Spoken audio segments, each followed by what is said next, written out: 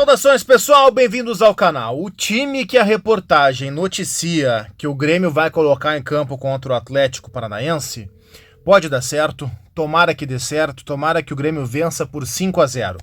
Mas esse time tem tudo para dar problema. E tem uma coisa que é simplesmente inacreditável, inaceitável e que só pode ser brincadeira com o torcedor. E eu quero comentar sobre isso com vocês a partir de agora. Eu sou Cristiano Oliveira, se você não me conhece, caiu aqui de paraquedas. Se o algoritmo do YouTube te jogou nesse canal, bem-vindo. Eu falo sobre o Grêmio diariamente por aqui, então inscreva-se, deixe o seu like no vídeo e vamos trocar essa ideia. O time é o seguinte: Gabriel Grando, 3 zagueiros, a volta do esquema de 3 zagueiros, que foi o momento em que o Grêmio mais sofreu gols nesse Campeonato Brasileiro.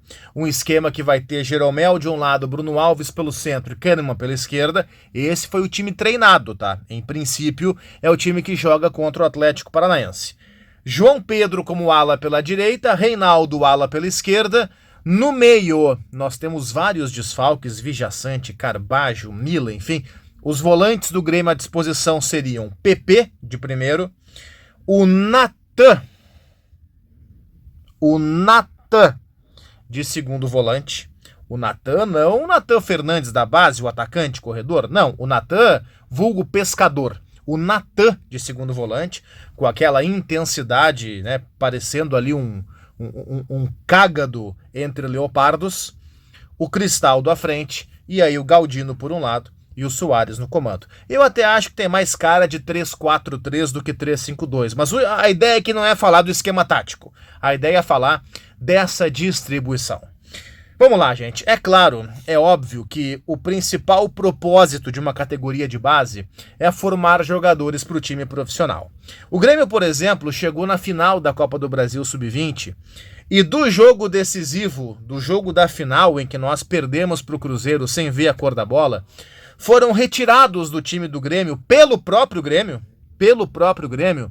alguns jogadores, 2 em especial. Os 2 volantes, o Josué, que eu até botei no destaque dessa thumb, junto com o Natan, e também o Araújo, que são o quê? Que são 2 volantes. Esses volantes, se fossem retirados de um jogo comum de Sub-20 para compor treino do principal, beleza, se compreende, afinal de contas o foco é o principal. Agora, eles foram tirados da decisão, da final, do jogo que valia a taça, do jogo que valia troféu. Eles foram tirados do jogo decisivo depois de participarem de toda a campanha. Eles foram sacados do jogo da final para participarem de um treino com os profissionais simplesmente para compor esse treino. Simplesmente participar por participar, só para fechar time. Eles não vão jogar a partida contra o Atlético Paranaense, é o que se noticia. E aí, gente, é um erro crasso, é um erro de premissa, é um erro institucional. O recado que você passa é o seguinte: nós estamos cagando para a formação de jogadores, nós só queremos os guris aqui só para fechar time, só para compor treino. Depois, eles que voltem para o Sub-20, se ganhou ou se não ganhou, não tem problema. E o recado não pode ser esse, pessoal. Então, quando vocês ouvirem algum colega meu da imprensa dizer o seguinte: não, vai jogar o PP de primeiro porque não tem outro volante, vocês podem responder sem medo de errar: mentira! Mentira! Volante tem! Porque tiraram 2 volantes da base, o Josué e o Araújo. Volante tem! Ah, mas se eles são bons, eles são ruins? Eu pouco conheço os 2, nesse caso não é uma análise técnica. Não vem ao caso se são bons ou ruins, mas são caras da posição. Não interessa se eles têm 19 anos, 12 ou 50. São 2 caras da posição. E o Grêmio vai para o jogo diante do Atlético Paranaense com o PP de primeiro e o Natan de segundo. 2 jogadores que não têm nenhum poder de marcação. E aí o Renato enxerta um terceiro zagueiro. Matemática, gente. Se entrou um terceiro zagueiro, é porque saiu alguém de algum lugar do campo. De que lugar saiu alguém? Do meio-campo.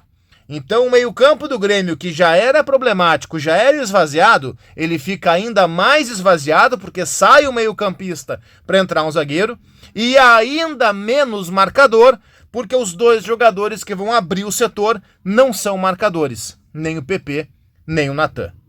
Então, gente, só pode ser brincadeira com o torcedor. Tomara que dê certo.